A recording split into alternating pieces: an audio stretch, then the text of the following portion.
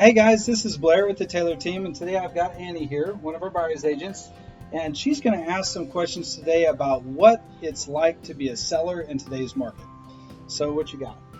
All right. So when a seller puts their home on the market, when can they expect to see offers coming in? So, if you're along the corridor, meaning along 40 or along 49, anywhere from Farmington and Fayetteville up to Bella Vista, if you're close to that corridor, then many times you'll see offers the first day, the second day. What we try to do is we try to put a house on a Thursday, and then we receive offers until a deadline on Monday. That way we've got plenty of opportunity to see what kind of offers we're going to get and give everybody a chance to do their highest and best.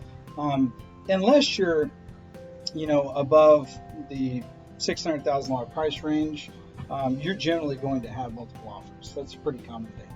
So we even started really noticing it at $500,000 Yes, too. yes, that's changed a lot. So with those offers that we're getting, are we seeing a lot of escalation clauses? we do see escalation clauses, and what I always tell agents, and Jenny does a lot of our contract negotiating, is put your best foot forward, and then you can add an escalation clause.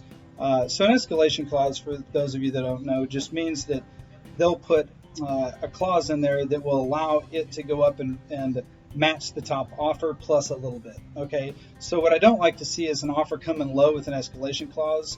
I want to see the offer come in with their very best, and then with the escalation clause, if there's a couple of them really close, then we can choose which one's the best, and knowing that they are willing to work with us a little bit.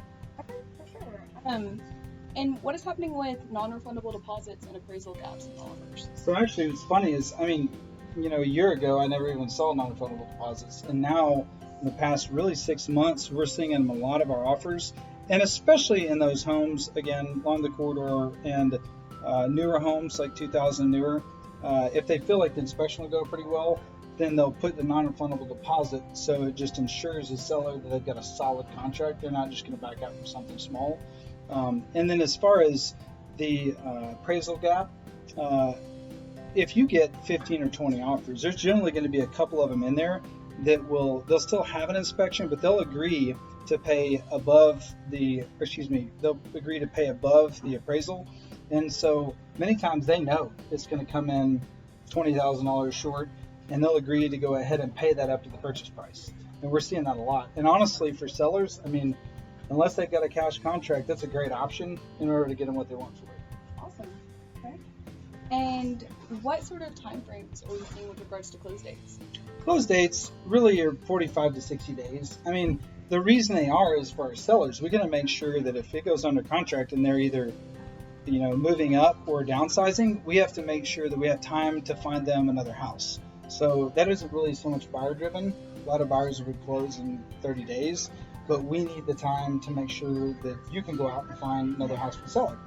So. And whenever it comes to inspections and offers, what can we expect with those?